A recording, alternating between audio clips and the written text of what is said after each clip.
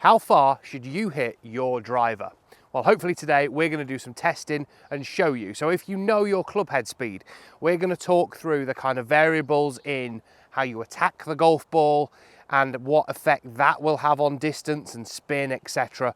But also the loft of your golf club, the shaft that you're using, and see exactly what we can do to these drivers to help them go as far as possible and give you a better idea of where your drives should go. So throughout this test, we are going to be using a TaylorMade Qi35 driver. Now, I've got 3 different heads here in 3 different lofts. I've also got 4 different shafts to try too.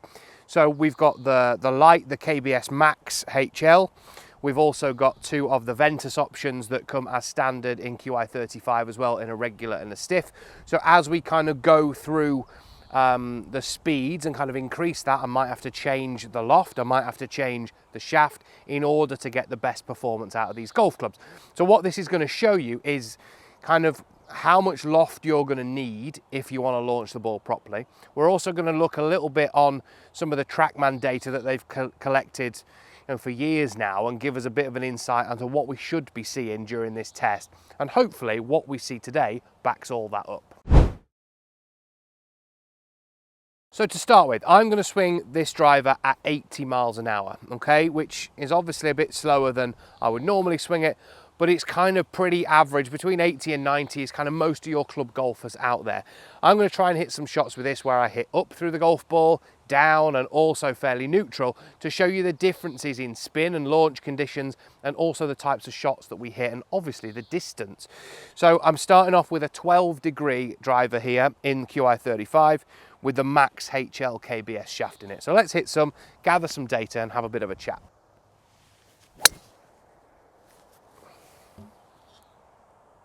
So straight away, first shot I've hit there, 81 miles an hour. And if we're looking at the TrackMan numbers there, I can see I've carried it 175 and it's gone 208 total. So these numbers are all normalized as well, so they're pretty true to what we should see here. 120 ball speed, just over 2,000 RPM of spin, and that's at 12 degrees. I actually think this driver could do with going up a little bit more in terms of the loft. Let's have a bit of a look at my attack angle as well. Let's see what I've done there. So attack angle on that shot, pretty neutral, 0.4 degrees. So I've hit it fairly sort of level, if you like. Now, what TrackMan would say with that is, so if I've swung it at 80 miles an hour with a fairly level attack angle, it's saying ball speed should be around 117, should launch about 12 and about 2.4 spin. So I'm not quite getting as much spin as that, but it's also saying maximum really total is about 200 yards, and I've hit it 208 there. So I've probably got a little bit more ball speed out of it. Could be something to do with the driver, could be the shaft combination, whatever, but the lower spin is obviously helping that too. Now I think I could probably get a few more yards out of this if I hit it a little higher, because that did look quite a low ball flight. So I'm going to adjust this, knock a bit more loft into it and see exactly what that does. So I've now increased the loft on this to 14 degrees, the maximum it can go. Let's see what effect that has on the flight. See if we can get a bit more height on it, hopefully a little bit more carry and a bit more total distance. So let's see how we go there.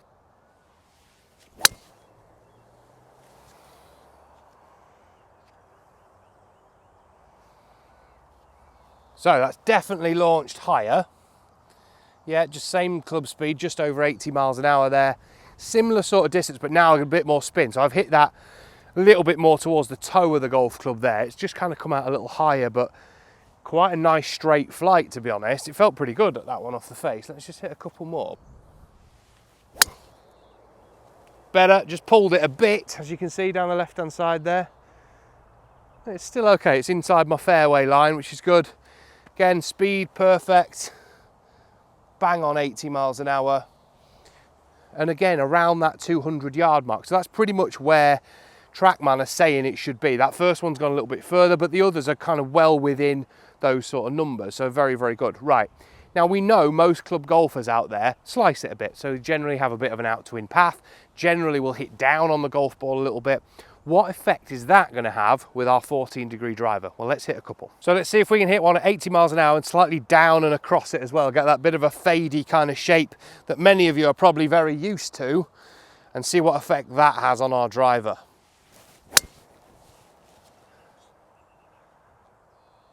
Yeah, nice high fade, middle of the fairway. Again, a little bit quicker, that 83 miles an hour, so a bit more speed in there, but it's had quite a big effect on our spin. So we've now gone to 4,800 RPM, which is massive.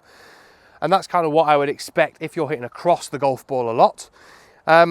It's had a bit of an effect on distance, so it's carried 173 and only gone 187. So it's actually carried further, but not run very far, okay, with that little bit more spin.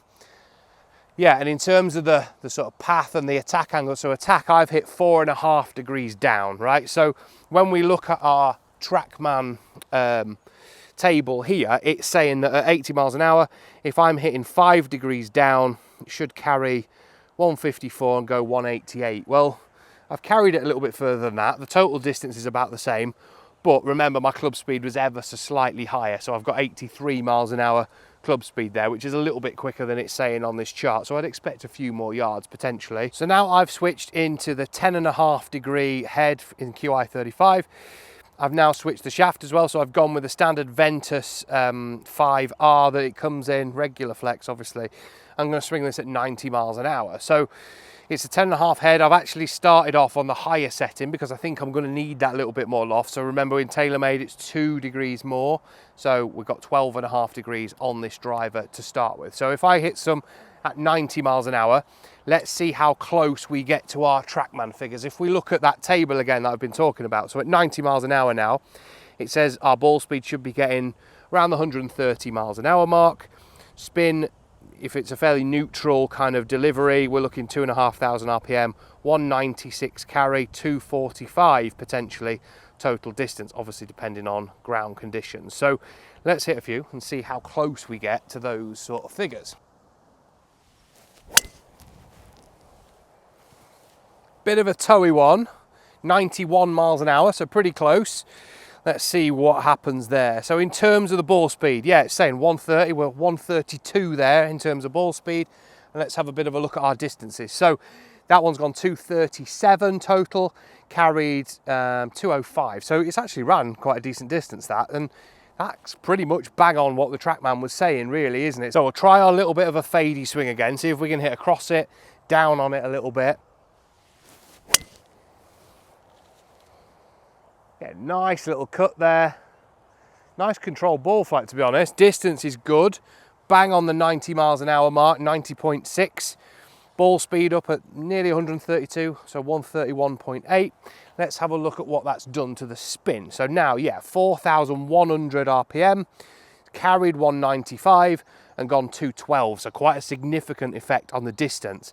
So we can see then that with that kind of out to in path and hitting down on it, that's taking quite a lot of yardage off your golf shot. So that's potentially something you can work on with your coach, trying to shallow that out. Let's have a look at what it does when we hit significantly up as well, seeing if we can get that attack angle a bit more positive, and see if we can knock all that spin off and see if we can get loads more distance. So again, just short of 90 miles an hour, that 189. Ball speed 133, so it's the quickest that we've had. I've hit 3 degrees on the way up, so not quite got to that +5, but that's given me a bit more carry, but it's knocked the spin right down. So only at 1900 RPM, which is very, very low. And again, remember, this is set now 10.5 degrees up to 12.5. I honestly think I need more loft to keep this thing in play because it's wanting to go left on me all the time, and the flight wasn't particularly high either. You know, I think if you're trying to hit up on the golf ball more and you've got that upward attack angle because of the spin loss that you get in, I think you're probably going to need that little bit more loft to help you keep it straighter, but also try and keep it in the air and give you a bit more spin. So I've stuck with the same head, so the 10.5 degree head in Qi35. I've still got it lofted at 12.5 degrees just to see what that's going to do. I've changed the shaft, so it's the same type of shaft, but it's the stiff flex version of it in this Ventus that comes as standard in Qi35. So let's have a bit of a hit with this. Let's just look at our trackman data, or what it should be when we look at this. So at 100 miles an hour, which is hopefully where we're going to be, we should see ball speed at around 148, just short of 150, 2,500 RPM spin, carry in 230 and 278 total distance. So That's quite a significant amount of run on it still. Might not get that today. It's slightly into the breeze here, although it is fairly firm ground conditions. So let's see how we get that. You know, these are all with a neutral attack angle as well. So we'll see what that does to start with, and then maybe hit our little fade and our little upward attack angle shot as well towards the end. So let's just hit a fairly neutral one. Yeah, that was more solid down the middle, that one. Let's have a bit of a look at the speed. So we've just crept over that 100 miles an hour speed, so 103. Ball speed 150, so that's kind of what we're saying. 3-1 spin again, so it's up there, but this time 237 carry, 259, just short of 260 total. So that's kind of more like what we should be seeing based on the trackman data that we've been given here as well. Attack angle actually hit 1 degree down on that one, so yeah, you'd expect that's maybe why the spins just popped up ever so slightly. So we'll hit a couple now, trying to hit a few a little bit more neutral in terms of the attack angle and see what that does to our numbers here at 100 miles an hour.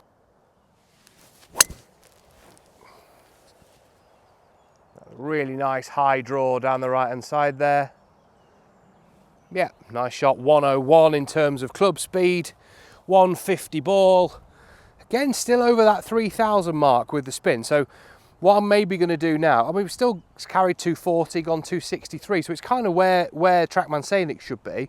I think if I just knock some spin off this, I might get a bit more distance. So what I'm going to do is just nudge a bit of loft off this and just see what that does to our spin numbers. The other thing we can do obviously with this driver, not just loft, but we could flip the weights around. So we've got the 3 gram in the front and we've got the 13 at the back. If I put that towards the front, the 13, that should knock some spin off as well. But I want to try and avoid doing that if I can, purely because it's going to make the driver a little bit less forgiving. So when you move that weight to the front and the lighter one to the back, it affects kind of the MOI a little bit. So it's going to stop it being quite as stable.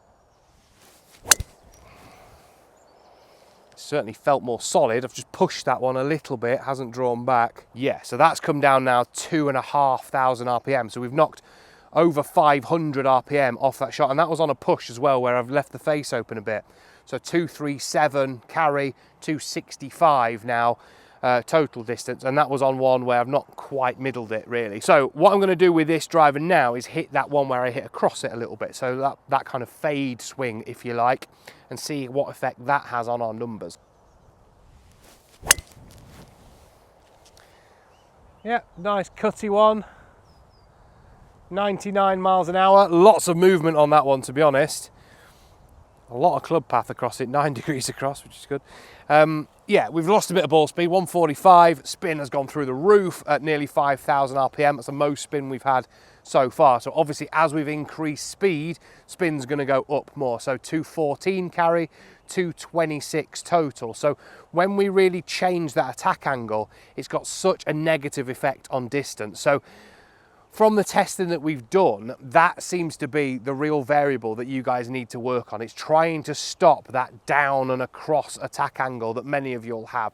So the kind of shallower and more kind of upwards, if you like, swing path, and trying to feel like the club finish is higher, is the one that's going to help you to control the ball better off the tee. I'm going to hit one now with my own driver. So I've got Qi35 in 9 degrees. And just see what that does when you've got a properly fitted driver that really helps to control the spin and the speed, and we'll show you exactly what that does here on the TrackMan 2.